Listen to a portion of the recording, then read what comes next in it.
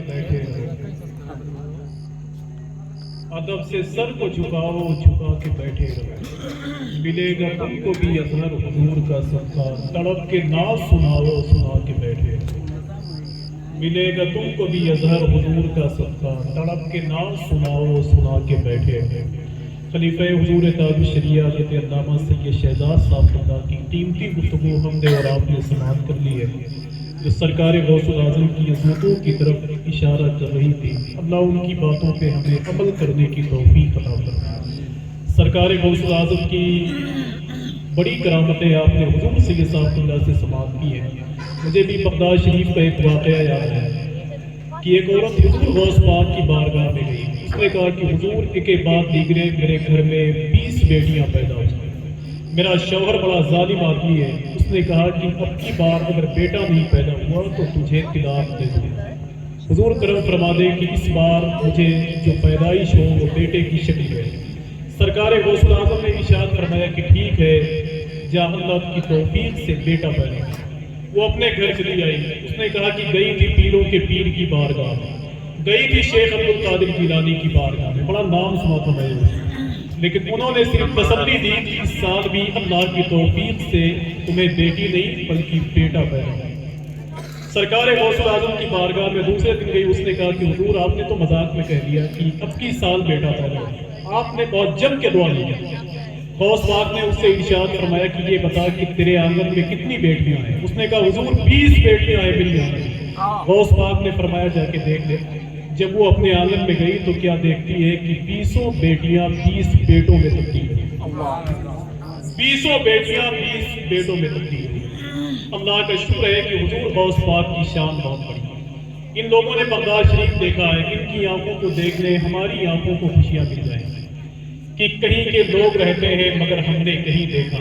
جہاں موجود ہے غوث الورا ہم نے وہیں دیکھا، یہ من کہنا مسوری اور شملہ ہم نے دیکھا ہے۔ اب ارشاد بھائی بولے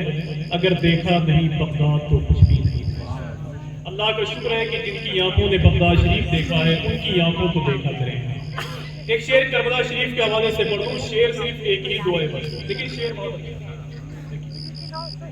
کہ جب کربلا کی خاک خیالوں میں آ گئی، 2-3 لوگ مل کے بول رہے ہیں، باقی یہ کرسیاں سبحان اللہ بولیں گے، آپ بھی چلے جائیں گے تو یہ کرسیاں بھی لے کر جائیں گے تو وہ فرشتے بولیں گے جو سننے کے لیے آئے ہیں کہ جب کربلا کی خاک خیالوں میں آ گئی،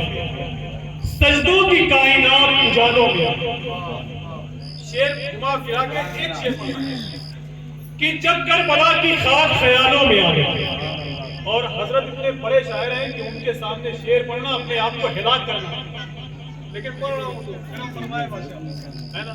حضرت کے بڑے صاحبزادے محترم جاوید صدیقی، جب وہ پڑوسی ملک پاکستان کے سرور نقشبندی نے کہا تھا کہ بروز حشر شفاعت کریں گے چن چن کر، ہر ایک غلام کا چہرہ حضور جانتے ہیں، تو جاوید صدیقی صاحب کہتے ہیں حضرت کے بڑے بیٹے ہیں، یہ بزم نور سجانا حضور جانتے ہیں، ہے کون میرا دیوانہ حضور جانتے ہیں، اور سبھی کو حشر میں کوثر عطا نہیں ہوگا، اب ایک کسے کسے ہے پلانا حضور جانتے ہیں۔ تو جن کے گھر میں شاعری کی پرورش ہوتی ہو ان کی موجودگی میں ایک شعر پڑھتے ہیں کہ جب کربلا کی خاک خیالوں میں آ گئی اور سجدوں کی کائنات اجالوں میں آ گئی، دوزخ علی کے بغض میں تقسیم ہو گیا اور جنت علی کے چاہنے والوں میں آ گئی، کہ دوزخ علی کے بغض میں تقسیم ہو گیا اور جنت علی کے چاہنے والوں میں آ گئی، جنت علی کے چاہنے والوں میں آ گئی۔ حضور سید صاحب اللہ کی گفتگو سلاموں پر بہتر گفتگو آپ جیسے نیک لوگوں کے درمیان آئیے بہت ہی ادب اور احترام کے ساتھ گزارش کرتا ہوں ان کے بارے میں یہ کہہ لیا جائے کہ وہ خطیب انقلاب ہیں، خطیب شعبہ بیان ہیں، پیکر خطابت ہے۔ اللہ کا شکر ہے دمدار آواز پائی انہوں نے، یا تو یوں کہہ لیں آپ کی چھوٹی موٹی آواز تو ان کے خاندان کے قریب سے گزری ہی نہیں ہے۔ وہ نام ہے خطیب اہل سنت، پیکر خطابت، خطیب شعبہ بیان، حضرت علامہ قاری محمد ارشاد حجوتی صاحب اللہ یہاں تشریف فرمائے۔ آئیے نعروں سے استقبال کر رہے ہیں، ان کے وجود کو دیکھ کر لوگ کہتے ہیں کہ یہ شخص خطیب ہو گئے۔ نعرہ تکبیر، نعرہ رسالت، مسلک اعلیٰ حضرت، محفل سرکار غوث الاعظم، نعرہ تکبیر،